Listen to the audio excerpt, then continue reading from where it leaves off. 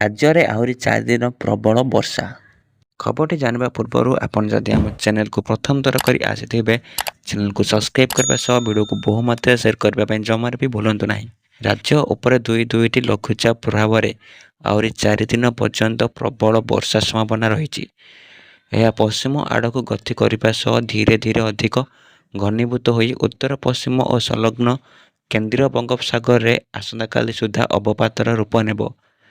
September 27 ତାରିଖରେ ଦକ୍ଷିଣ ଓଡ଼ିଶା ଓ ଆନ୍ଧ୍ରପ୍ରଦେଶ ଉପକୂଳ ଅତିକ୍ରମ କରିବାର ସମ୍ଭାବନା ରହିଛି। ଲଘୁଚାପ ପ୍ରଭାବରେ ଦକ୍ଷିଣ ଓ ଉପକୂଳ ଓଡ଼ିଶାର ପ୍ରବଳ ବର୍ଷିବ।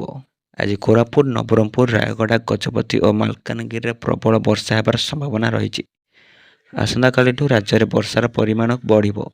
28 ତାରିଖ ଯାଏଁ ଗଭୀର ସମୁଦ୍ରକୁ ନ ଯିବାକୁ ମତ୍ସ୍ୟଜୀବୀମାନଙ୍କୁ ପରାମର୍ଶ ଦିଆଯାଇଛି। ଓଡ଼ିଶାକୁ ଭିଜାଇବ ଡବଲ ଲଘୁଚାପ।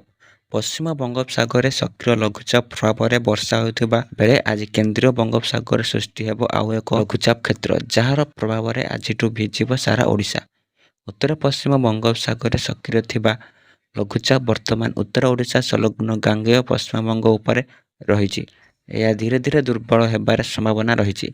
ସେପଟେ ଆଉ ଏକ ଘୂର୍ଣ୍ଣବଳୟ ପୂର୍ବ କେନ୍ଦ୍ରୀୟ ବଙ୍ଗୋପସାଗରରେ ସୃଷ୍ଟି ହୋଇଛି, ଯାହା ସେପ୍ଟେମ୍ବର 26ରେ ଅବପାତରେ ପରିଣତ ହୋଇ ଦକ୍ଷିଣ ଓଡ଼ିଶା ଓ ଉତ୍ତର ଆନ୍ଧ୍ରପ୍ରଦେଶ ଉପକୂଳ ଅତିକ୍ରମ କରିବ।